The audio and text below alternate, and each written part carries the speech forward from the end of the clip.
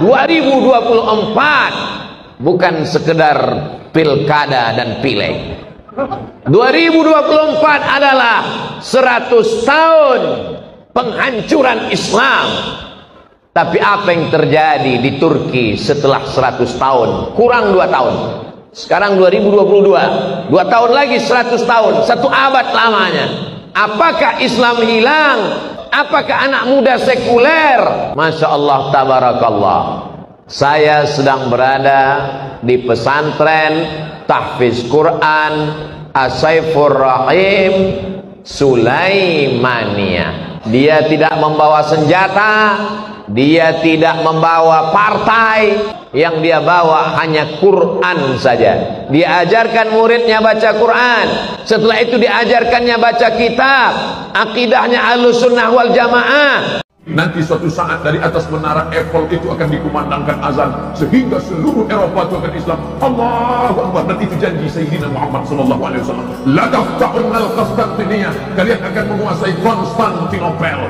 Orang kafir senyum mengejek Muhammad, gila, majnun, error ente, mana bisa menguasai Konstantinopel. Waktu itu kota yang paling besar, Konstantinopel, didirikan oleh seorang kaisar Romawi bernama Kaisar Konstantin. Janji Nabi terwujud 700 tahun sesudah itu. Kata Nabi, akan datang suatu zaman kalian akan menguasai Konstantinopel, wala ni'mar amiruha. Panglima perangnya terbaik, namanya sama dengan namaku. Subhanallah, Masya Allah.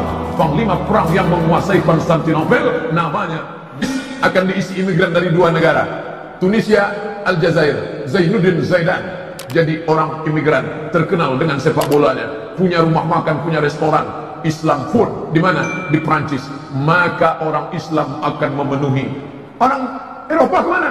Jerman, Inggris, Prancis tidak mau menikah. Mereka akan musnah sendiri disebabkan virus HIV/AIDS. Penyebarannya dibantu oleh apa? LGBT, lesbi, gay, biseksual, transgender. Itu penyakit mereka yang mereka kembangkan di tempat kita. Orang kita jangan ikut. Orang Islam takkan terkena LGBT. Kenapa? Karena dia menikah. Mereka tak mau menikah. Makanya di Jerman siapa yang mau nikah punya anak ditanggung sampai S3.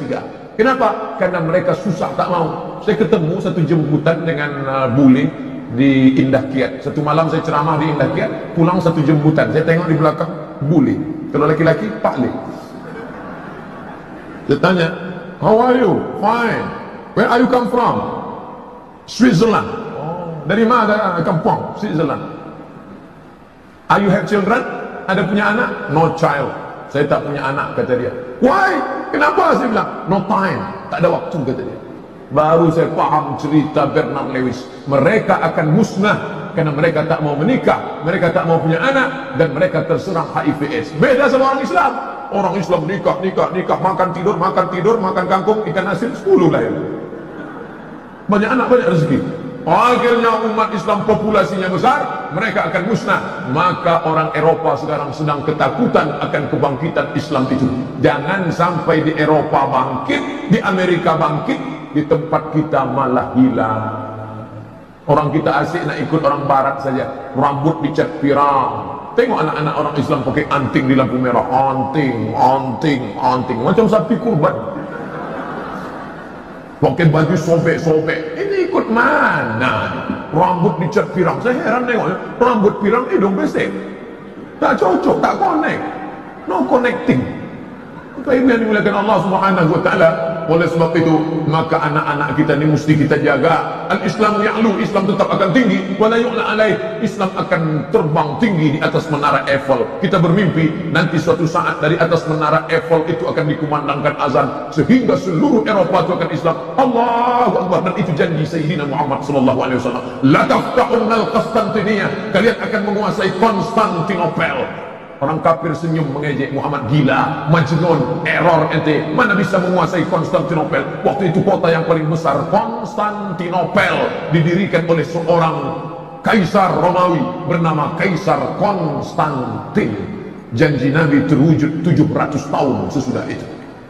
Kata Nabi, akan datang suatu zaman kalian akan menguasai Konstantinopel, wala ni'mar amiruha. Panglima perangnya terbaik, namanya sama dengan namaku. Subhanallah, Masya Allah. panglima perang yang menguasai Konstantinopel namanya Muhammad Al-Fatih. Makanya ada jamaah kita dikasihnya nama anaknya. Siapa nama anaknya? Muhammad Al-Fatih. Aku ingin dia mancung macam Muhammad Al-Fatih, rambutnya ikal, badannya tegap, meneriakkan Allahu Akbar. Begitu lahir hitam pesek pendek. Yang diikut itu bukan fisiknya, yang diikut itu mentalnya. Memang casingnya hitam pesek pendek kurus, tapi mentalnya, mental Muhammad Al-Fatih. Setiap sore ayah Muhammad Al-Fatih memandikan anaknya. Ketika dia mandikan di tepi sungai, apa kata dia? Nah, pandang menara Konstantinopel, ya, kau akan membebaskan kota itu menjadi kota Islam. Dimandikannya anaknya. Nah, pandang Konstantinopel, kau akan membebaskan kota itu menjadi kota Islam. Setelah Muhammad Al-Fatih remaja dewasa menjadi panglima perang, ingat dia cerita ayahnya, aku harus membebaskan kota itu.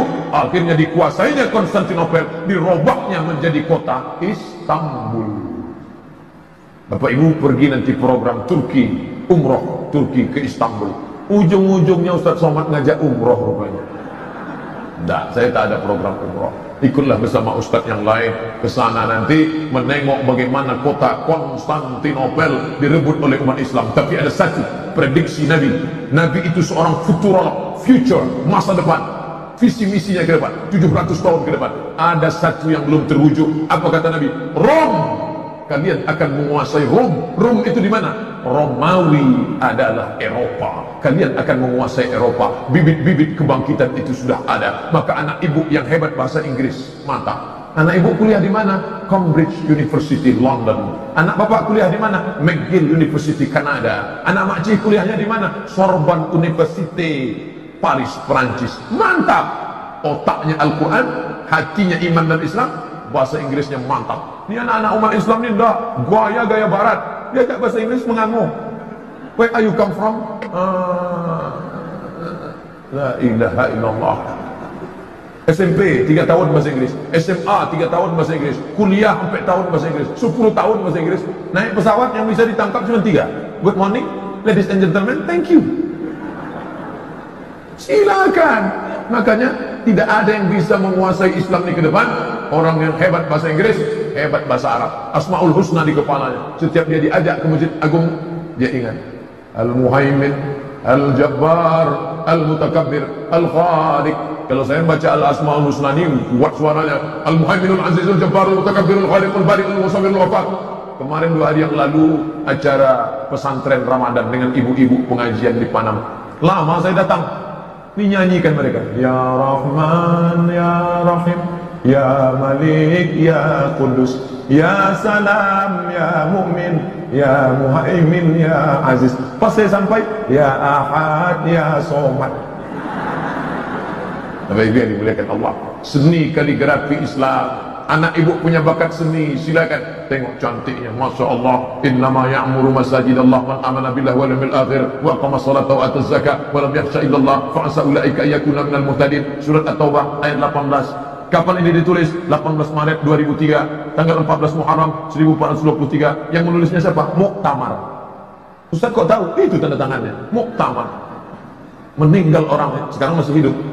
Anda meninggal, tulisan tetap ada. Siapa yang meloloskan APBD-nya? Siapa? Ini menolong agama Allah. Tolong agama Allah dengan kekuasaan yang ada di tangan kita. In tansurullah, kalau kau tolong agama Allah, yang surkum, dia akan menolong kamu. Wa yutsabbit aqdamakum.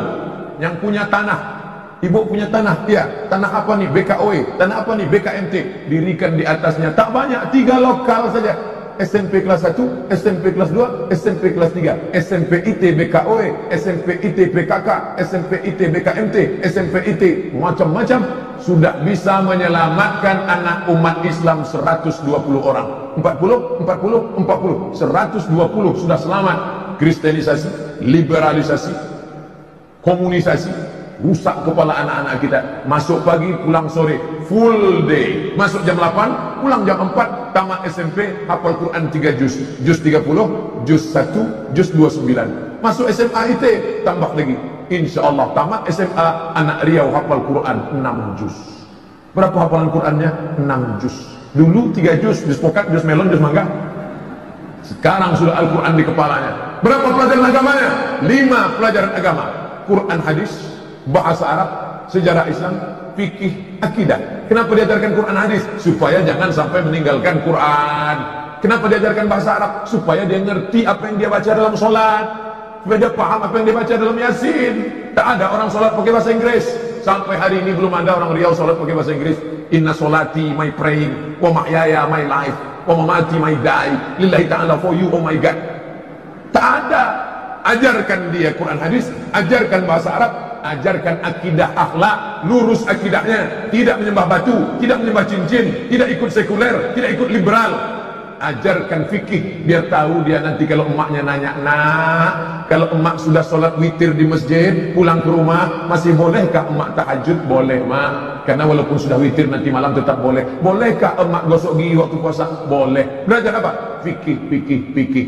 Ini semua mesti ditanamkan. Ajarkan sejarah Islam, supaya apa? Mengerti dia dulu Islam ini Nabi Muhammad, selesai Nabi Muhammad Abu Bakar, Umar, Utsman, Ali, selesai Khulafaur Rasyidin Bani Umayyah, selesai Bani Umayyah, Bani Abbasiyah, hancur Bani Abbasiyah, diakhiri dengan Turki Utsmani 1924, hancur kekuasaan umat Islam menjadi negeri-negeri kecil boneka-boneka yang dipermainkan oleh Amerika dan Eropa. Mengerti dia sejarah agamanya, mengerti dia sejarah negerinya, itu dimasukkan ke dalam sekolah umum, casingnya SMP, casingnya SMA, tapi di dalamnya ada signal 5 pelajaran agama Islam. Yang punya tanah banyak luas, untuk apa tanah banyak-banyak kosong? Ibu punya tanah, iya. Ibu punya duit, iya. Gabungkan tanah dengan duit, didikan 3 lokal. Banyak guru-guru kita, saudara-saudara kita, cerdana guru yang belum bisa digunakan ilmunya, pakaikan. 5 guru terpakai, guru bahasa Arab, guru akidah akhlak, guru fikih, guru Quran hadis, guru sejarah Islam. Sudah berapa bisa menampung pekerjaan? Anak kita selamat, negeri kita aman. Caci maki, sumpah serapah tak menyelesaikan permasalahan. Sekarang kita bangga, jemaah haji terbesar Indonesia, jemaah umroh terbanyak Indonesia. Ini buih-buih di tengah lautan, dia mudah dipecah, dipukul ombak, dihempas gelombang. Kalau didalamkan agamanya, insya Allah dia akan kuat. Bagaimana kuatnya? Nih, BKW, BKMT, PKK, semuanya sama. Ibu-ibunya saya tak ragu, sikit pun saya tak ragu, ibu-ibunya sudah selamat. Tapi anak-anaknya yang di luar sana, siapa yang menyelamatkan? Yang masih pakai baju minimalis, yang masih pakai baju you can see, yang masih pakai baju rok setengah tiang. Tak mungkin Ustaz Somad mengambil ceramahnya. Ini sekarang kalau pergilah kita habis sholat ini pergi ke Ramayana, berserak orang pakai baju sepotong-sepotong, tak mungkin saya ceramah di sana. Assalamualaikum warahmatullahi wabarakatuh. Mau dicampakkan mereka saya ke Sungai. Ini tak selesai dengan ceramah, ini tak selesai dengan iktikaf pengajian. Mesti digalang kekuatan, tapi bukan untuk membinasakan, bukan untuk menghancurkan. Islam mengajak orang ke jalan Allah. Ud'u ila sabili rabbik, ajak orang ke jalan Allah bil hikmah, dengan cara yang santun. Wal mau'izatul hasanah, suri tauladan yang baik. Dia mesti debat dengan cara baik. Wajadilhum, debat mereka billati hiya ahsan, dengan cara yang lembut. Maka dia akan, tapi jangan kau sangka dia masuk Islam karena lidahmu, bukan. Inna rabbaka huwa a'lamu biman dhalla an sabilihi, Allah lebih tahu siapa yang dapat hidayah. Wa huwa a'lamu bil muhtadin, berwarna-warni, beraneka ragam. Kenapa tiba-tiba keluar kata berwarna-warni? Gara-gara menengok jilbab warna-warni. Ada kuning, ada putih, ada merah, ada biru, ada hijau, ada ungu, tapi semuanya sama-sama menghadap Allah, sama-sama asyhadu an la ilaha illallah wa asyhadu anna Muhammadan Rasulullah. Bertetangga dengan Sunda, bertetangga dengan Islam, bertetangga dengan Kristen, bertetangga dengan Cina, bertetangga dengan Konghucu, semuanya adalah hamba Allah. Aku beriman, kau mungkin posisimu juga akan dapat hidayah kalau aku selalu mengajak kau ke jalan yang benar. Tapi andai tidak, Allah yang memberikan hidayah. Allahumma ja'alna sababan liman ihtada. Itu salah satu doa. Jadikanlah orang ini dapat hidayah, tapi dapatnya melalui lidah. Ada orang-orang yang bukan ustaz, bukan ustazah, tapi orang lain bisa dapat hidayah karena mulut dia, hanya karena ngajak ngobrol, hanya cerita, hanya satu kantor. Luluh hati orang melihatnya. Itu yang dikatakan Nabi, ayyadillahu bika rajulan wahidan. Satu orang dapat hidayah karena mulutmu, khairun min umurin ni'am, lebih baik daripada engkau memiliki